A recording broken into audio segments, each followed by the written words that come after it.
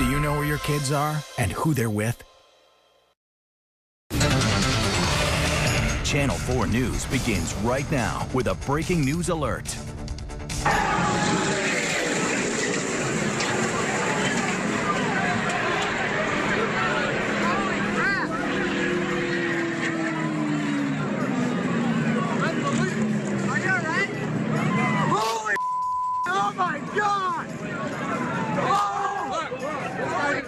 Daytona madness. A race car tire lands on this fan after the final lap wreck on the speedway, and all of it caught on camera as people screamed for help. We want to show you a live look right now at the Halifax Health Medical Center in Daytona Beach. Many of those injured from the crash are being treated here, and that includes a child. Since 6 o'clock, we're now hearing from Daytona officials about this jaw-dropping crash. They're describing the disaster, and they're talking about how they hope to move forward ahead of tomorrow's Daytona 500. The crash happened during the final lap of the Drive 4 COPD 300. Now, one of the race cars ends up flying into a fence and breaks into pieces. Here's what we know right now. At least 28 people were hurt from debris from the crash or from heat exhaustion. Of those, 14 were sent to the hospital. 14 others were treated there at the track. We know at least 2 people are in critical condition tonight, including a child.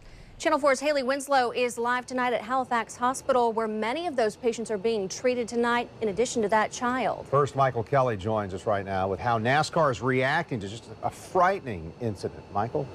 Yeah, Kent, NASCAR is a beautiful sport, but there's also an ugly side to auto racing. A 12-car crash on the final lap of the nationwide race that sent tires and debris into the stands, led one fan to say, quote, "It was like a war zone out there." Let's show you how it happened. Final lap of the Nationwide Series race. Regan Smith, your leader. Brad Keselowski pushing him, but Smith turns sideways into a wall, and that leads to this. Watch carefully as the number 32 car, Kyle Larson, he's a rookie, goes flying into the fence. A tire wound up 9 rows deep in the lower section of the grandstands. Larson's engine was in the front of the first row. All of the drivers were okay, including Larson. Joey Chitwood, the president of Daytona International Speedway, on what happened. After every event, we review our property, both from an asphalt perspective and a fencing perspective. And so we did that after the duels, after our truck race. We'll do the same thing to make sure that we're ready for tomorrow. You know, as a property that's been here for over 55 years, we make sure we make the right investments in our property. We look at this after every incident. We've certainly learned from those in the past. Some of the protocols that have been put in place today are as a result of prior incidents. So again, our initial evaluation is still ongoing, but it's certainly something that we'll look at. If we can improve upon it, we'll absolutely put that in play as soon as we can.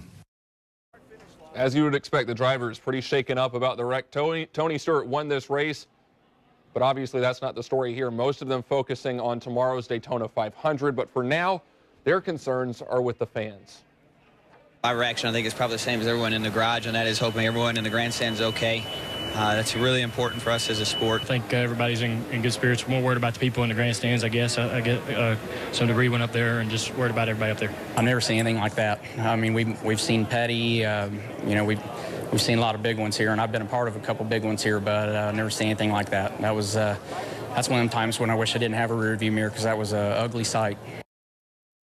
Joey Chitwood went on to say there will be a Daytona 500 tomorrow.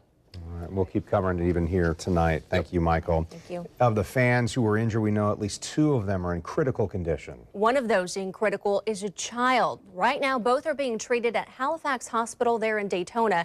Channel 4's Haley Winslow is joining us live tonight with the very latest from the hospital. Haley? Adrian, 7 people were taken here to Halifax with injuries from the crash, including Terry Huckabee, who traveled here from Texas all the way to come here to go to the Daytona 500. Well, now he's spending his vacation here at the hospital after part of a fence hit him in the leg. He has a huge gash, but he's expected to be okay. Terry Huckabee is spending the night at Halifax Medical Center after his brother was hit by debris from Daytona's crash. His name when they brought him in was Jolly George. They didn't have his name, so they brought him in as Jolly George. He's in good spirits, and he's good, but he took a pretty nasty cut on his leg. The 2 were sitting in the Campbell box, section 1, row 11, when it happened. All of a sudden, in a split second, this stuff flying everywhere. I mean, it's just debris, and I seen a wheel go flying over my head, and I kind of ducked, and he kind of leaned over, and when he did, a piece of that metal hit him in the leg, and then when everything got all settled and stuff, I looked, and I said, you okay? And he was just kind of laying there, and it scared me, and I seen his leg, and his pants was cut all the way down, and he was bleeding pretty good. Huckabee says it was terrifying watching parts of a car fly at their faces. You know, you think about how many people's going to get hurt, you know, and I mean, it was when the wheel went flying by, that was a big item. This thing that hit my brother was a big item.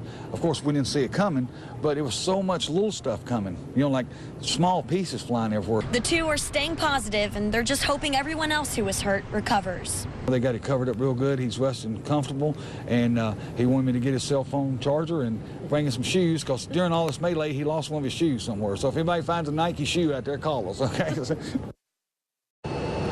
Huckabee will spend the next couple of days recovering at Halifax Medical Center. He says the worst part is he doesn't get to see the Daytona 500. He's going to now be watching it down the street on TV from his hospital bed.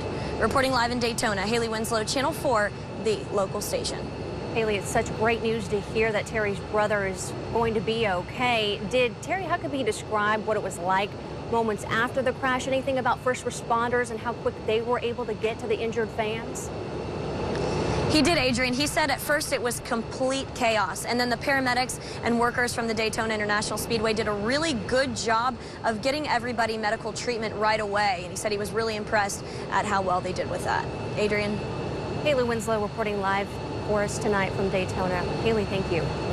We'll continue to monitor information coming from NASCAR about this crash, as well as information from the hospitals on patients' conditions. So ahead, we're finding dozens of images on social media sites from the moment the crash happened, like this one, as well as the aftermath. We'll share some of the best with you in about 5 minutes. And then at 10:30, Michael Kelly is back with us to explain how NASCAR is moving forward and the work that needs to be done to the track, all in preparation for tomorrow's Daytona 500. We'll also post these updates on news4jax.com, as well as on our Facebook and our Twitter pages.